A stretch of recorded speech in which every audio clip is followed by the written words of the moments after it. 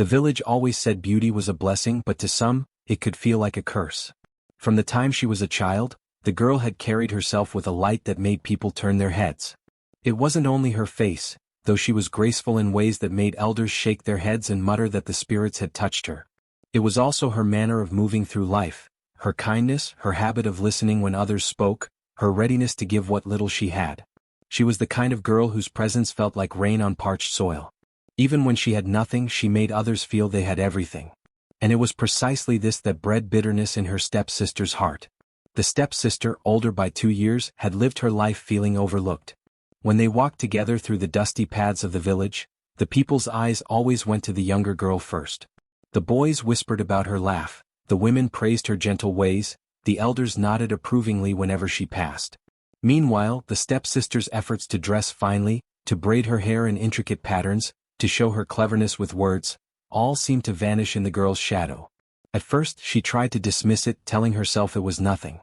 But as the months passed and the praises grew louder, envy started to tighten around her chest like a rope pulled too hard. She noticed the smallest things and turned them into fuel for her resentment. If the younger girl bent to help an elder carry a basket, villagers would say, "What a thoughtful child."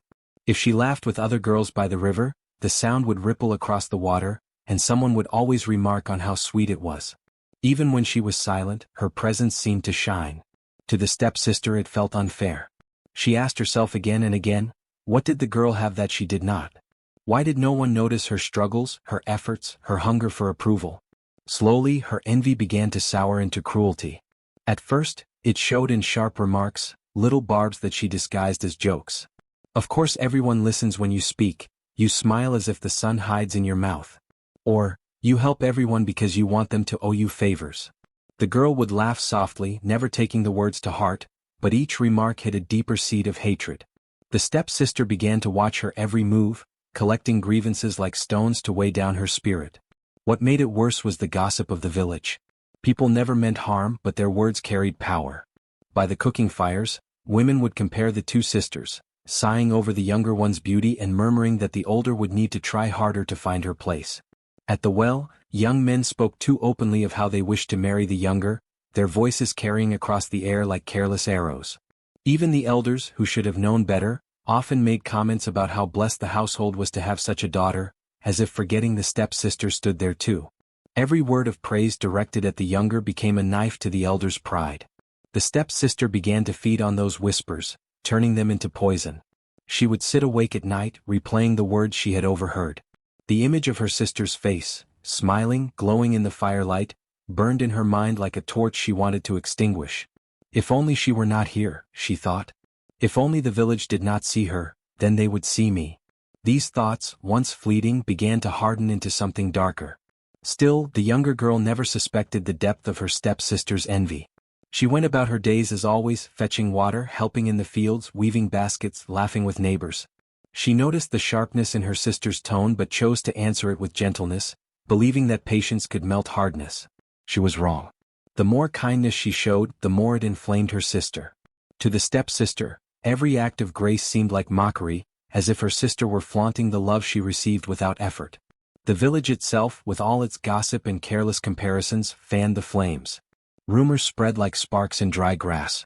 Some said the younger girl's beauty was a gift from the spirits. Others whispered it might bring misfortune, that no family could hold such light without shadow. Such words reached the stepsister's ears and gave shape to her darkest desires. If misfortune was bound to follow her sister, perhaps she could help it along. And so, day by day, the envy grew. It curled itself around her heart like a serpent, whispering that she would never be seen, never be loved, never be praised as long as her sister's light burned so brightly. In her mind, there was only one solution. That light had to be dimmed, if not snuffed out entirely.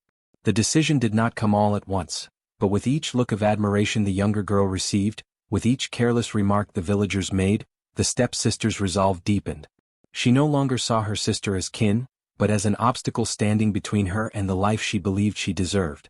It was a slow descent, almost invisible to those around them, but inside her heart, something had already broken. She was no longer just jealous. She was preparing herself to strike. In the heart of the village, where gatherings were often the highlight of every moon cycle, the people came together to celebrate the harvest, share stories, and trade goods. It was during one such day when the square was brimming with energy and laughter, that the stepsister's plan to destroy her rival's dignity reached its peak. She had waited carefully, watching every moment, waiting for the time when the most eyes would be fixed on her stepsister, not in admiration but in ridicule.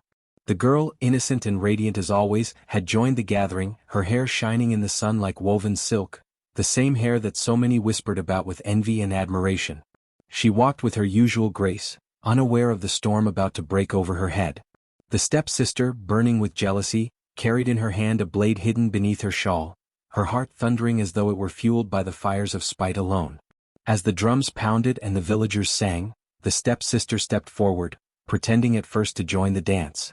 She laughed and clapped, but her eyes were fixed on her prey. At the right moment she lunged. With one swift and brutal motion she grasped her stepsister's long flowing hair, the pride of her beauty, and before anyone could react, the sharp blade slashed through. The strands fell in great clumps, scattering across the dust of the village square like broken pieces of dignity. Gasps filled the air. A heavy silence lingered for a heartbeat, before the silence shattered into cruel laughter. The villagers, instead of rushing to defend the girl, gave themselves over to ridicule. Men pointed and jeered, women whispered with wicked satisfaction, and children laughed as though the humiliation were a game for their amusement. The girl stood frozen, her scalp burning with the sting of shame. She reached instinctively for her head, only to feel the uneven stubs where her hair once flowed. Her stepsister stood triumphant, holding up the severed locks like a trophy for the entire village to see.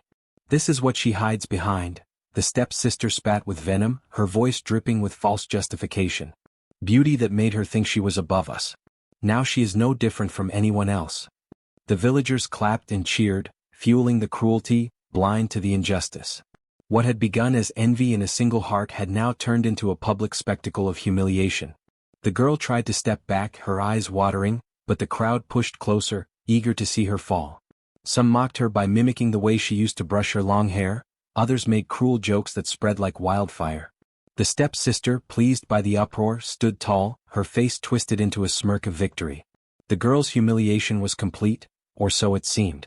Her body trembled, not only with the pain of disgrace but also with the deep wound of betrayal.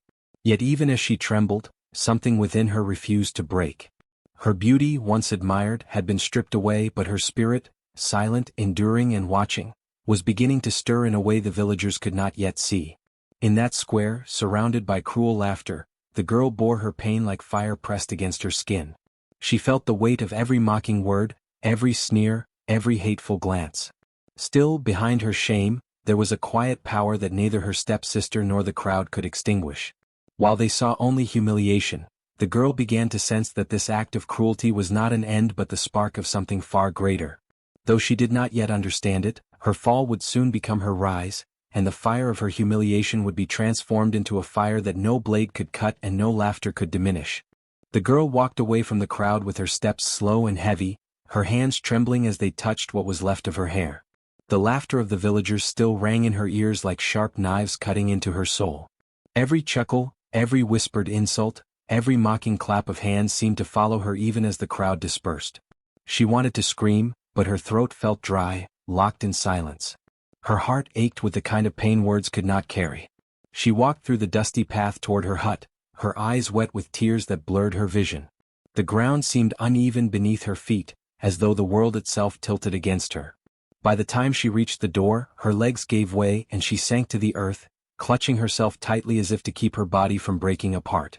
Inside her hut, darkness wrapped around her like a blanket, but it brought her no comfort. The girl leaned against the wooden wall, her breath shallow and sharp. Her reflection in a cracked piece of mirror on the ground caught her eye, and she recoiled instantly. The sight of her cropped hair was unbearable, a reminder of what she had lost. Not just the hair that had always been admired but the dignity stripped away in front of every villager. She touched the uneven strands, her fingers tracing where the sharp blade had torn through, and the humiliation returned in waves. She buried her face in her palms and sobbed until her shoulders shook violently. The tears rolled freely, not just for the cruelty done to her, but for the loneliness that pressed against her like a shadow. Yet even in her despair she sat upright. She refused to collapse entirely. Though her body shook, though her chest tightened with sobs, she forced herself to breathe slowly, to hold on to a thread of dignity that the laughter of others could not erase. "They may laugh today," she whispered hoarsely, "but I will not let them break me." Her voice was so faint it was almost swallowed by the silence of the night, but saying it made her heart hold on to something steady. Her pain was deep, but it was also quiet, carried with the grace of someone who had endured hardship before. She wrapped a cloth around her head, covering the shame she felt, and with trembling hands lit a small lamp in the corner of her hut. That night, as the village around her drifted to sleep, the girl knelt on the hard floor. She lifted her face toward the small opening in the roof where the stars could be seen. Her lips moved in prayer, not for revenge, not even for her stepsister's downfall, but for strength. She asked for the strength to carry the weight of humiliation, the courage to stand tomorrow when the eyes of the villagers would still follow her with ridicule. She prayed that her spirit would not be crushed even if her pride had been torn apart. Tears continued to flow as she whispered, her voice carrying both pain and hope. "Let this suffering mean something. Let me not be swallowed by shame." Her cries echoed softly into the night, carried by the wind that whistled through the trees outside. To anyone passing by, the sound might have seemed like the sorrow of a broken girl, but to the heavens above, it was a plea filled with quiet resilience. Her body eventually grew weak from the weight of emotion, her knees sore from kneeling, yet she stayed there, whispering until her voice grew hoarse. It was in those moments of silent agony that she began to feel something stir deep within her, a seed of strength hidden under the soil of her pain. Though she could not yet see it, though the world only saw her as a girl disgraced, her prayer had begun to shape the fire that would one day crown her head. For now all she could do was weep and endure, but endurance itself was her silent answer to cruelty. That night, after the humiliation, the girl lay on her sleeping mat, her head feeling bare and strange without the weight of her long braids. The sharp sting of the blade against her scalp still haunted her memory, and the echo of laughter from the villagers clung to her ears like a curse. She pressed her palms against her face to muffle the sobs, but tears streamed relentlessly. Exhaustion from crying eventually pulled her into a restless sleep, and in that sleep her spirit wandered into a world unlike any she had ever known. At first she stood in a vast darkness where no ground seemed to exist, only an endless void stretching in every direction. Then one by one tiny sparks of light flickered into being, swirling around her like fireflies. As they grew brighter, she realized they were not fireflies at all but flames, small playful flames leaping and twirling through the air. They moved as if they had life, circling her in a slow dance, rising higher and higher until they descended gently upon her head. To her astonishment, the flames did not burn. Instead, they wove themselves into strands, igniting her cut hair with golden fire. Her reflection appeared in an unseen mirror before her, and she saw her braids reborn, not of keratin and fiber but of flame, alive and glowing, radiant with untouchable brilliance. Fear turned to wonder as she raised her hand and touched the fiery strands. The warmth was gentle like the sun's kiss at dawn. The flames responded to her touch, flickering brighter as though rejoicing in her presence. She twirled one braid between her fingers, and sparks drifted away, painting constellations in the sky above her. For the first time since her humiliation she felt whole again. More than whole, she felt powerful. A voice soon echoed through the void, soft yet commanding, carrying an ancient weight that shook her spirit. "Child of sorrow, do not weep. Your pain is not in vain." She turned, seeking the source, and from the darkness emerged a towering figure cloaked in embers. The figure's face was hidden, but its eyes glowed like molten gold, and its voice resonated like a drumbeat rolling across the plains. "The flames have chosen you. They heard your cries when the world mocked you. They know the shame you endured, and they will turn your grief into strength." The girl's lips trembled as she whispered, "But why me? Why would the fire come to someone broken, to someone who could not even defend herself?" The spirit moved closer, and its shadow stretched like a river of ash. Because only those who suffer injustice truly know the weight of flames. Fire destroys, but it also purifies. It humbles, but it also crowns. You, child, will rise from humiliation like fire rises from dry wood. Your tears are oil, your pain is spark, your spirit is flame. The world will bow to the light that mocked you yesterday. The girl fell to her knees, tears burning her cheeks. "I am afraid," she confessed. "I do not know how to carry such power." The spirit's voice softened, becoming almost parental. "You will learn. The night will teach you. The earth will guide you. And the flame will never leave you so long as you remain true to your heart. Do not seek revenge and cruelty. Seek justice and truth. The fire within you is not to burn the innocent, but to light the path of destiny." As the words sank into her, the flames in her hair roared higher, cascading down her back, spreading warmth that filled her body from head to toe. She felt strength surge through her veins, a fierce energy unlike anything she had ever known. Her shame transformed into a strange pride, her fear into courage. She could see visions within the fire, herself standing tall before the villagers, their mocking eyes wide with awe, her stepsister shrinking back in jealousy, unable to smother the brilliance she carried. She saw futures where the fire guided her steps, protected her from harm, and reminded the world that dignity could not be cut away with a blade. The spirit raised its hand, and the flames dimmed slightly, wrapping around her like a protective crown. Awaken, child of fire. The time of weeping has ended. The time of rising has begun. The girl jolted awake, her heart pounding as though drums were beating inside her chest.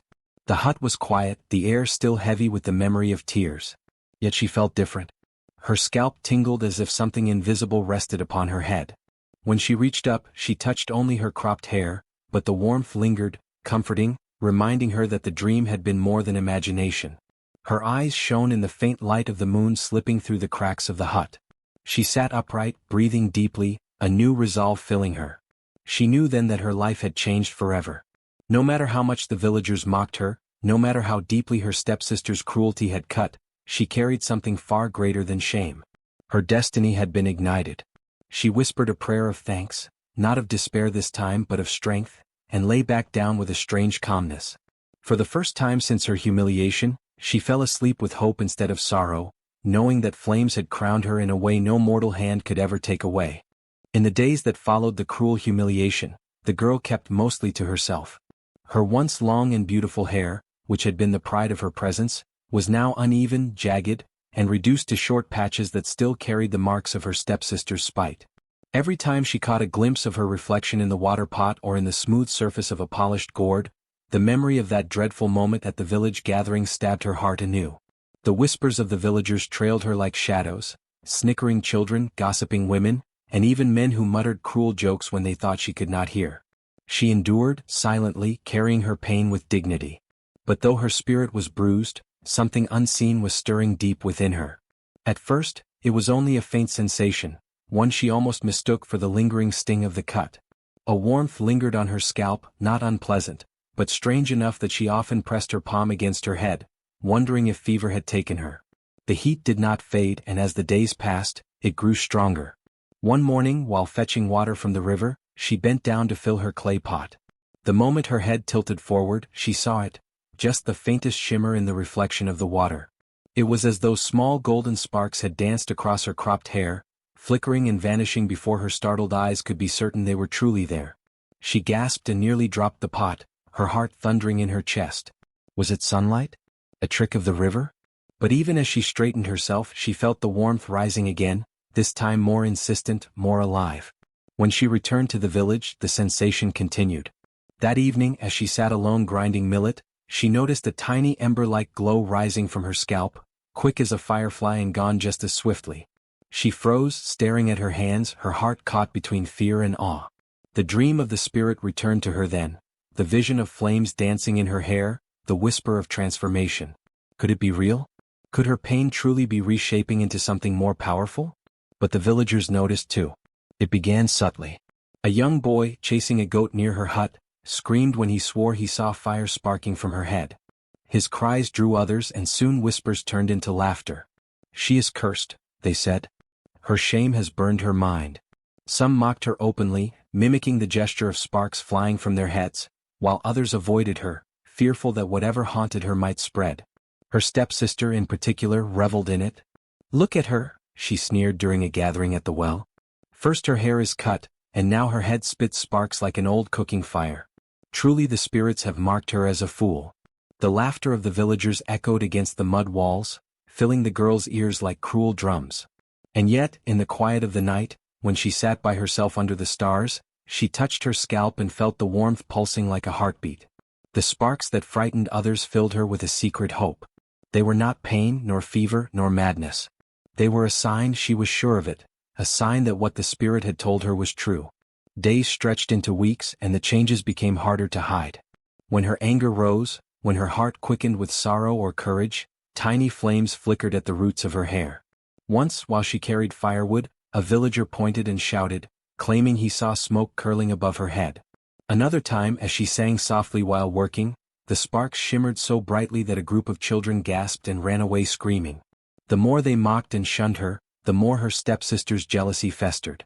She would not admit it aloud, but deep inside, the sight of those sparks unsettled her. The girl, who should have been broken and humiliated, now carried something mysterious and powerful. It was as if the very act meant to destroy her had planted the seeds of her rise. The girl herself, though frightened at times, began to embrace it. In the stillness of the night, she whispered to the spirit she had seen in her dream, asking for guidance, asking for patience. The sparks felt like whispers of destiny on her skin, as though flames were waiting to burst forth, hidden in the ashes of her suffering. Even in the face of ridicule, she walked through the village with her head held high. Her stepsister spat cruel words, the villagers laughed, but in her heart she carried a secret truth. Something greater was awakening within her, and no amount of mockery could smother it. The sparks were only the beginning. That night, the girl lay beneath her thin blanket, her heart still raw with the echoes of the villagers' laughter. Sleep found her in waves, pulling her into visions she could not explain, yet when she awoke she felt something stirring within her like embers refusing to die. Her scalp tingled as though the earth itself had kissed her head, and though she brushed the feeling aside, exhaustion soon drowned her. When dawn stretched across the village, painting the sky in strokes of gold and red, she stirred from her mat with a heaviness in her chest. But as she reached to touch her head, her hand froze. Her breath caught in her throat. Where only jagged stubs of hair had remained, soft strands now fell over her shoulders. Yet they were not like the hair she once had. This hair shimmered, radiant, flowing with the glow of living flame. Each lock burned like molten copper, yet when her trembling fingers brushed against it, there was no pain, no scorch, no smoke, only warmth like the sun itself had chosen to rest upon her crown. Her eyes widened, reflecting the fiery strands that danced with the morning light. The hut's walls flickered as though a dozen torches had been lit, though no flame devoured the thatch. She gasped and stumbled backward, her knees nearly buckling. Was she cursed?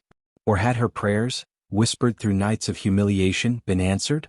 Her stepmother's voice pierced the air from outside, sharp and impatient. "Girl, fetch the water before the sun climbs too high." But as the girl stepped outside, the world changed. Her neighbors stopped mid-task. A woman grinding millet let the pestle slip from her hands. A child chasing goats halted, his small mouth falling open. The early morning chatter died into silence. Every eye fell upon her, and every chest tightened with disbelief.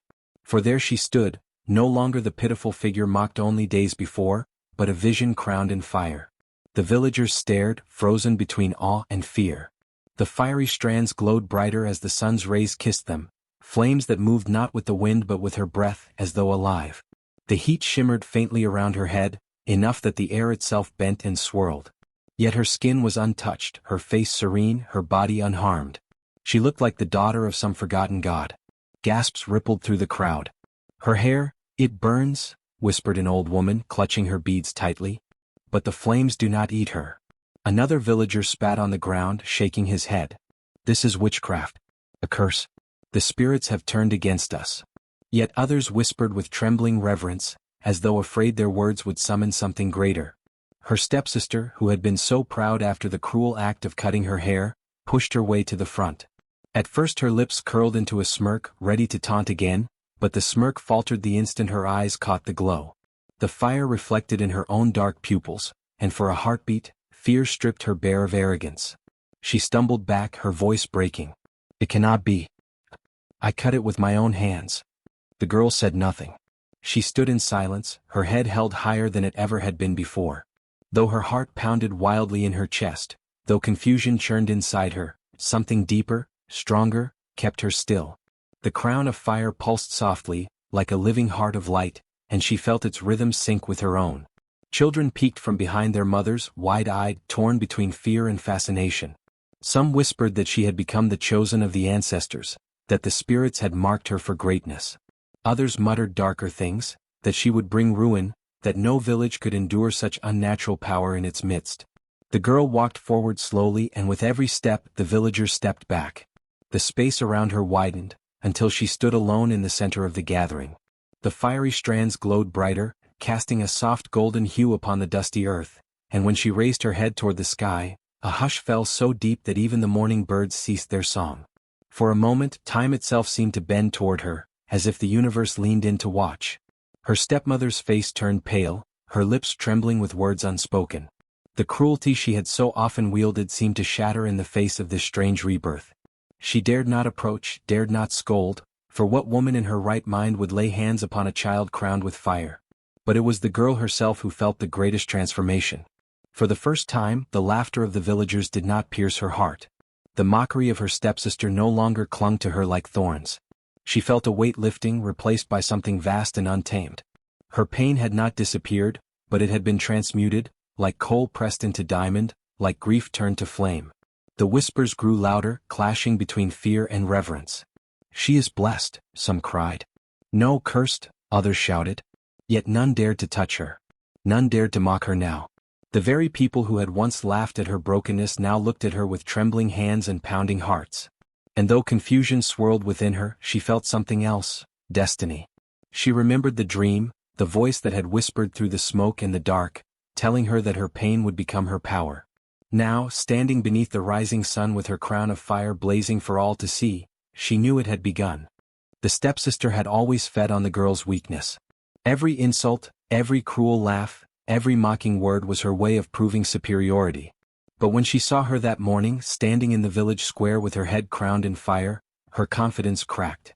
The crown blazed like molten sunlight, glowing and flickering as though alive, yet it did not harm the girl.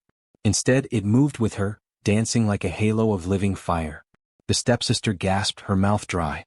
She had expected the girl to remain broken forever, hairless, humiliated, and bowed in shame. But what now stood before her was not weakness. It was power. She forced a laugh, though her voice trembled. "So what? You think fire in your hair makes you special?" she sneered, but the words felt hollow even to her own ears. The girl did not reply. She simply lifted her chin, her silence carrying more weight than 1,000 insults. And as the crown shimmered brighter, the stepsister felt a strange chill. The villagers who once joined in her cruelty no longer laughed. They whispered among themselves, some bowing their heads as if in reverence. The stepsister's heart pounded. She tried again, louder this time, desperate to regain control. "She's cursed," she shouted. "The spirits have marked her for destruction. Don't you see? Fire will consume her, and all of you too if you stand near." But even as she spoke, the flames flared, brighter and more majestic, casting a warm glow across the crowd. The villagers gasped, not in fear but in awe. Mothers clutched their children closer, fathers muttered prayers under their breath. They did not see a curse, they saw a blessing. The stepsister's throat tightened. For the first time, her mocking words brought her no allies. Instead, eyes turned toward her with suspicion. Whispers followed. Didn't she cut her hair? Wasn't she the one who mocked her? Another voice murmured, perhaps the spirits punish those who hurt her. The stepsister felt the weight of those stares. Her bravado faltered. The fire seemed to watch her, its golden light reflecting in her eyes until she had to look away. She wanted to flee, yet her pride rooted her to the spot. She stepped forward, forcing a laugh that cracked like brittle wood. "It's just a trick. Nothing more," she said, but her voice shook. The girl remained silent, her fiery crown pulsing as though it understood the envy that boiled inside her tormentor. That night, the stepsister could not sleep. Every time she closed her eyes, she saw the flames. They weren't just fire, they were judgment, truth, power beyond her reach. She tossed and turned, clutching her blanket, her heart burning with a mixture of envy and fear. What if the villagers no longer listened to her? What if the girl she had crushed rose higher than her own name, her own blood? Her envy clawed at her chest, but so did terror. She had tried to make her stepsister small, yet now she felt smaller than ever. The whispers in the village only grew, rumors that the girl was chosen by ancestors, that her crown was a sign of destiny. Children followed her with wide eyes, women touched her hands for blessings, men stepped aside when she passed. The stepsister could not escape the truth. The power she mocked had become the very thing that unmasked her cruelty. And deep down, she knew one thing with certainty: the fiery crown would not fade, and her own envy would one day consume her far worse than flames ever could. The years that followed the night her fiery crown appeared became the foundation of a tale that would be told for generations. The girl, once ridiculed for her misfortune and shamed for her suffering, now walked through the village with a dignity no one could take away. Her steps were calm, her voice gentle, and her presence carried the warmth of fire, not destructive but protective, like the hearth that keeps a family alive during the coldest nights. At first, many villagers kept their distance, whispering in fear that she was more spirit than human. Children would hide behind their mothers when she passed, pointing with wide eyes at the faint glow that always hovered above her head like a crown of embers. Yet, as the days turned into months, people began to see that she was not a bringer of chaos. She neither sought revenge nor misused the gift that had marked her as chosen. Instead, she lived with grace. She helped the elderly gather firewood, comforted mothers during childbirth, and even sat with the sick when no one else dared to approach them. Wherever she went, her fiery crown glimmered softly, as though acknowledging her acts of kindness. Slowly, the villagers' fear shifted to reverence. They started to believe that perhaps the spirits had placed this gift upon her not as a curse but as a blessing. Soon, when disputes arose among the people, her words were sought for guidance, for they believed the flames in her crown reflected the truth of her heart. When children were frightened by storms, mothers would tell them, "Do not fear, the crown of fire watches over us." The stepsister who once mocked her found herself trapped in the weight of envy and regret. She could not bear to stand beside her, for every time she tried, the fiery glow seemed to intensify, reminding her of the cruelty she had once shown. Whispers followed her too, but not of respect. The people said her bitterness had cursed her own heart, while her sister's humility had drawn the favor of the unseen world. Eventually, the stepsister retreated into silence, overshadowed by the legend that grew daily around the girl she had tried to humiliate. As seasons passed, the girl's fame spread beyond her own village. Travelers spoke of a maiden crowned in fire who lived humbly among her people. Chiefs from other clans sent messengers to seek her counsel.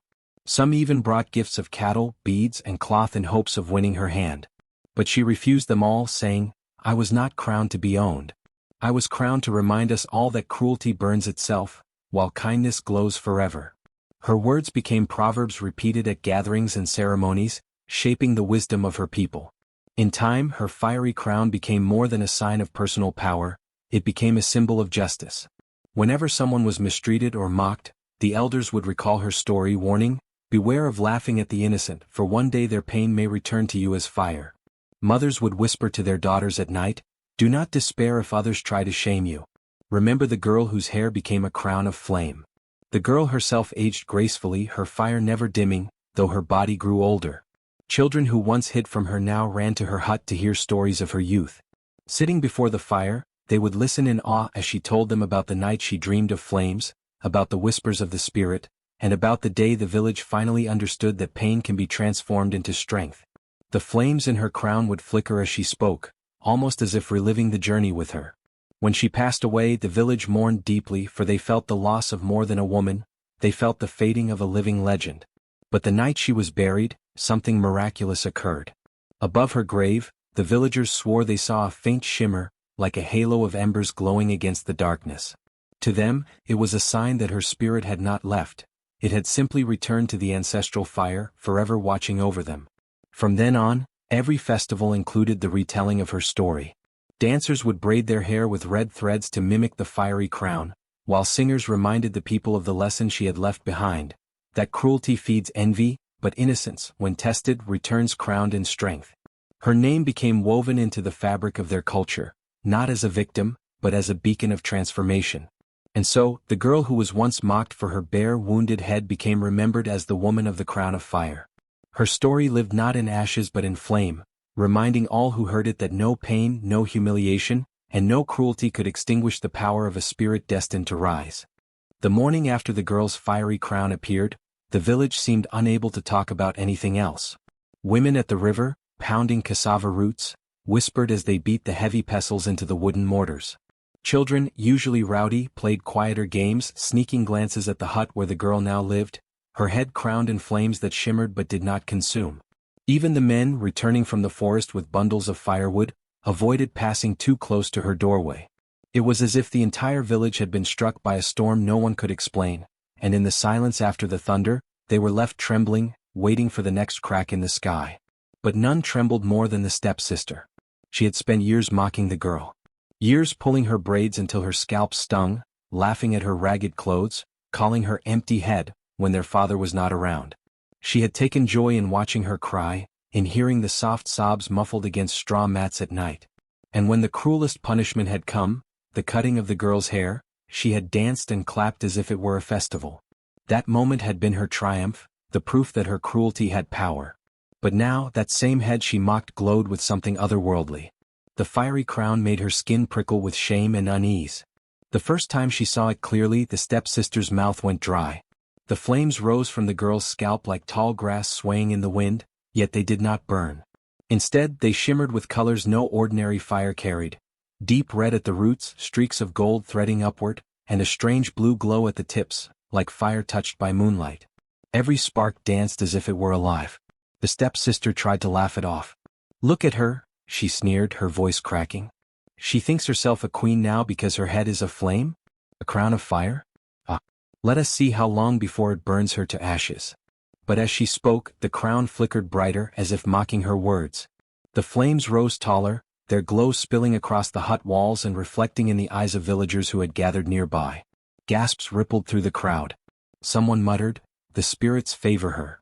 Another whispered, "She has been marked. Chosen." The stepsister's face hardened. She could not allow this. She would not. That evening, when the villagers had dispersed and the air smelled of roasted yams, she cornered the girl by the well. The fiery crown glowed faintly in the twilight, not fierce as in the morning but still unmistakable. The stepsister hissed through clenched teeth, "This trick of yours will not last. You think the spirits care for you? They laugh at you as I do. Soon this fire will burn you from inside." But the girl only looked at her calmly, eyes reflecting the glow above her head. "Sister," she said softly, "once you laughed when my hair was cut and now you laugh when it grows again. But I do not fear you nor your words." The stepsister's heart pounded at the quiet strength in that voice. It was not the tone of the girl she used to bully. It was steadier, heavier, carrying something beyond her understanding. She spat on the ground, trying to hide her unease, and stormed away. The rumors grow. Within days the village was filled with whispers. Some claimed the crown of fire was a blessing, that the ancestors had chosen her to bring protection to their people. "Look how it does not burn her," the old women said, shaking their heads in awe. "She is no ordinary child. She walks with the spirits." Others were less convinced. "Such a thing cannot come without danger," one hunter grumbled as he sharpened his spear. "Fire is destruction. If she angers, she could burn us all." But the fear in their voices only made the legend grow stronger. Children, wide-eyed, dared one another to sneak to her hut at night to see the glow for themselves. Mothers warned their daughters never to mock her, whispering, "Do not be like her stepsister, for envy has brought this curse upon our village." The stepsister heard all of it. Every word stabbed at her pride. Her stomach churned each time someone praised the girl, each time someone looked at her with suspicion instead. The villagers who once joined her laughter now avoided her. They looked at her as if she were foolish for ever mocking the one crowned with fire. She began to feel alone, trapped in a cage of her own cruelty. The attempt to break the fire. One night, as the moon hid behind clouds and the air was heavy with silence, the stepsister made her choice. She could not sleep, her mind burning hotter than the crown she despised. She took a calabash filled with water from the well, its surface reflecting her twisted face in the dim light of a clay lamp. "If fire has risen, then water will quench it," she muttered. "Let us see if the spirits still favor her when her crown is drowned." She crept into the girl's hut, her breath shallow, her bare feet silent on the packed earth floor. The girl slept peacefully, her face serene, the crown flickering faintly as if guarding her even in dreams. For a moment, the stepsister hesitated. Something about the stillness made her hands tremble. But she forced herself forward, lifted the calabash high, and poured the water over the girl's head. The result was nothing she expected. The flames hissed, but not as fire quenched by water. Instead, they roared upward, brighter, fiercer, filling the hut with blazing light. The water evaporated before it could touch her scalp, vanishing into mist that swirled and formed shapes, faces of ancestors, glowing eyes that stared directly at the stepsister. The girl woke, startled but unharmed. Her eyes shone in the light of her crown. "Why do you fight what you cannot defeat?" she asked softly, not in anger but in sorrow. The stepsister stumbled backward, her calabash falling and cracking on the floor. She screamed and fled the hut, the villagers awakened by her cries. When they saw the fiery glow spilling from the girl's doorway, stronger than ever, they fell to their knees. Some prayed, others clapped in reverence, and the whispers grew louder, "The spirits guard her. She is chosen." From that night, the stepsister never dared enter the girl's hut again. Fear tightens its grip. As days turned into weeks, her fear grew heavier. She saw the crown everywhere, even in her dreams. She would wake with sweat pouring down her back, hearing whispers of fire though the night was silent. She began to lose sleep, her eyes hollow, her laughter gone. When she passed through the market, people avoided her as if her envy itself had become a curse. Children no longer followed her for gossip and games, they ran instead to the girl with the fiery crown, whose calm presence gave them comfort. Every attempt to mock her now only deepened her humiliation. Once she sneered loudly, "Does she think the flames make her a goddess?" But the moment the words left her mouth, the crown flared, and the market women hissed at her to be silent. "Do not mock what is sacred," they scolded, "lest the fire consume you instead." The stepsister realized then that she had not only lost her power over the girl, she had lost her place in the village itself. The whisper of spirits. One evening, as she sat alone by the river, staring at her reflection in the black water, she heard something strange. The wind rustled through the reeds, but beneath it, a whisper curled into her ear. "Envy has no crown, only ashes." She gasped, spinning around, but no one was there. Only the moonlight shimmered on the surface of the water, and in her reflection, she thought she saw not her face but a skull grinning back at her. She screamed and ran, her legs stumbling on the path back to the village. The fear was no longer just in her mind, it was alive, surrounding her, a shadow she could not escape. The rumors seal her fate. By the time the harvest season came, the stepsister had become a figure of pity. Villagers shook their heads when they saw her, muttering, "This is what envy does. Look at her, eaten by fear while the one she mocked stands tall with fire." Rumors swirled faster than ever. Some said the spirits would one day remove her completely, swallowing her into the flame she once laughed at. Others whispered that the crown burned brighter each time the stepsister's envy sharpened, as if feeding on her bitterness. Whether true or not, the effect was the same. The stepsister became an outcast, a living warning to all who dared mock innocence. And every time the fiery crown glowed in the evening light, she cowered, her heart shrinking with dread, for she knew the villagers were right, this was no ordinary girl. She had become something greater, something untouchable, and the stepsister's cruelty had been the hammer that forged her crown.